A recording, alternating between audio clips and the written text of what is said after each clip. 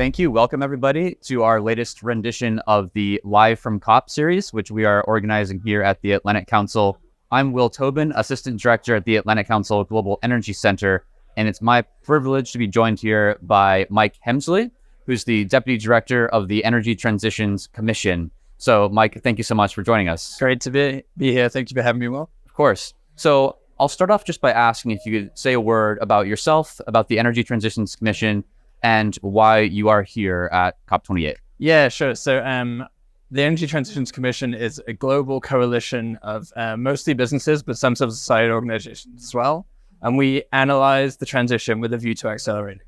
And we cover the whole energy system. We've been around 7 years, and we debate recommendations and the state of the transition with our members. And we like to go out there with policy recommendations and ask to business, finance, civil society, and government on how we think they can go further in the transition.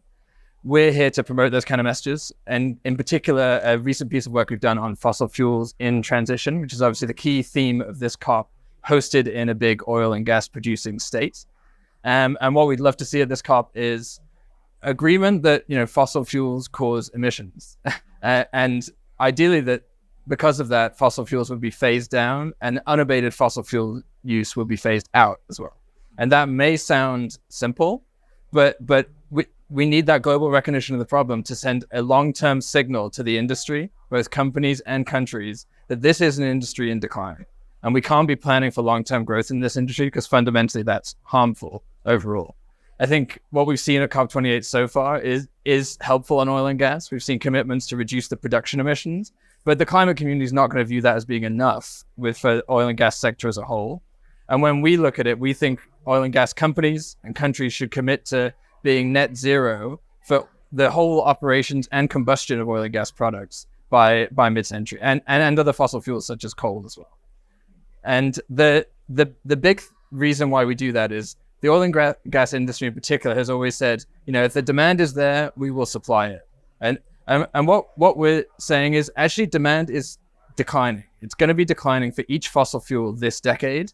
When you just look at the facts on the ground of the energy transition, you see solar and wind absolutely booming, displacing coal and gas in power sectors around the world. You see electric vehicle uptake absolutely soaring in key markets such as China, where this year 2 in 5 vehicles sold in China will be electric, not fossil fuels. 1 in 5 in Europe, slightly less in the United States, but growing in all of those markets towards 100% by 2030. That means reduced oil demand this decade as well. And when you look at that, and you look at industry plans, the industry is planning to oversupply compared to that demand. So we face a fundamental problem there. So we think that that recognition and then commitments to restrict supply will be a useful tool in the climate toolkit. Great. Thank you. Very insightful answer. So I think there's also a couple things to highlight that happened at this COP that are aiding that process. There was the pledge to triple renewable nuclear deployment. There is also the launch of the Carbon Management Challenge. I also saw that in this report, you do make note of the fact that CCUS is vital, but it's certainly not going to be capable of decarbonizing the entirety of the existing energy system. We had a former Secretary of Energy, Ernest Moniz, in our pavilion the other day, who noted that it's going to be near impossible to deploy 20 gigatons of CCUS. So we do need electrification as a key solution. This leads me to my next question. You noted in our conversation beforehand that your organization is hoping to do more work on permitting and really in enabling the deployment of the infrastructure that is going to realize the goals that you just stated. To build the energy system of the future and to meet our climate goals, we need to replace the existing sum of primary energy with something else, right?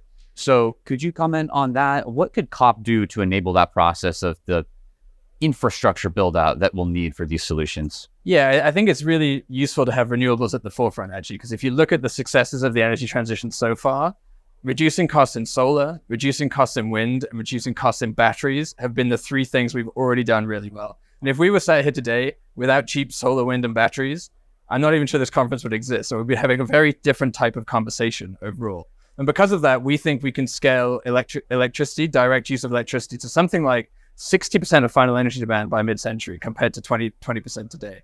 So they really are the backbone of the energy transition.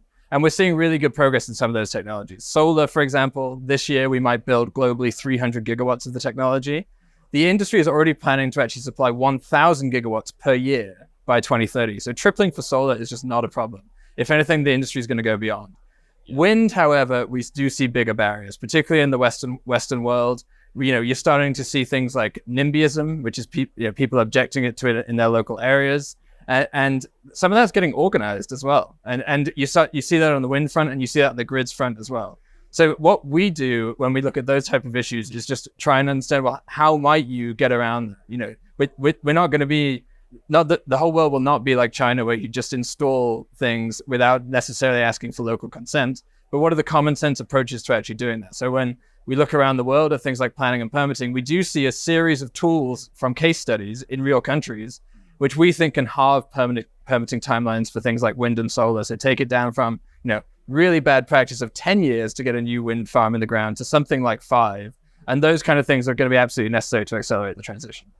Absolutely. It's really interesting that you note that about solar and EVs. It really does see that the story thus far is that solar and EVs are the two technologies which have really taken off. And we do kind of have a little bit more work to do on some of the other technologies, such as wind, especially offshore wind.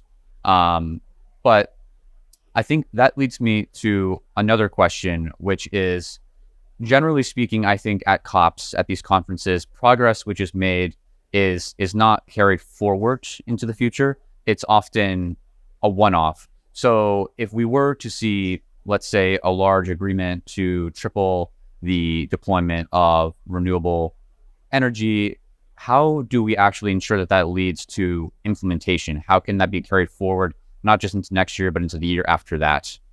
Yeah, it's a great question. I think it feeds into people's perceptions of COPs in general, that they kind of have these high level statements, but they don't necessarily achieve much. And this COP presidency has put together a series of high level statements on tripling renewables, energy efficiency, things like oil and gas as well. And we've just done a presentation actually with the presidency, noting how impactful those might be if they're fully achieved. But what we're recognizing in that presentation, that piece of analysis, is those ambitions by themselves have to be implemented in order to be achieved. I think luckily we are in a moment where by the end of 2025 at COP30 in Brazil, all countries are required to submit new nationally determined contributions, which really state what are their plans to 2035 to really address climate change, both mitigation and adaptation. So what we'd want there is every single signatory of the pledges so far, and more signatories of those pledges in the coming 2 years, to be reflecting that tripling of renewables, those energy efficiency improvements, carbon removal, carbon capture, things like that in their nationally determined contributions, to really make sure we've raised the ambition by the time we get to Brazil, and we're really on the journey to implementation as well. Great, thank you. I think that another key takeaway from this COP has really been the increasing focus on bridging both energy supply with energy demand and taking that integrated approach. And that's what I think could be the additional value of having that renewable energy pledge combined with these announcements to decrease the emissions intensity even of current oil and gas production, which, albeit not a solution that will bring us to net zero, it's certainly necessary on the way there. So just final closing words, wanted to give you the opportunity to say, is there something that you'd like to see from this COP that we haven't been talking about enough? Is there something that's not being given enough attention? Or is there a key deliverable that you think is missing from this year's conference that you want to advocate for? I mean, I think what this COP has done and had to do, being hosted in the UAE, was kind of matching the clean energy supply agenda with the fossil supply and demand agenda. And I think they've started that journey, and they are bringing oil and gas and coal producers into the room, and they are getting more commitments from them, albeit slowly. And I think what I really want to see is accelerating those commitments from the oil and gas industry, more countries signing. I think it's only 40% of global oil production that's actually committed to these production emissions cuts so far.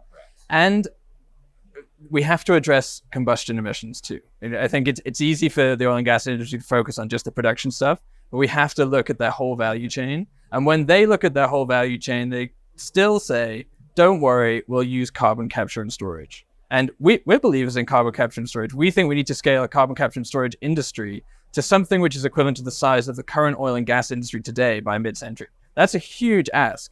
But they're still talking about numbers which go way beyond that. If you look at the climate scenarios from OPEC, the big association of oil and gas producers, they say, well, what does a climate pathway imply for us by 2050 in the world's oil production? And they say it implies that oil demand in mid-century will be exactly the same level.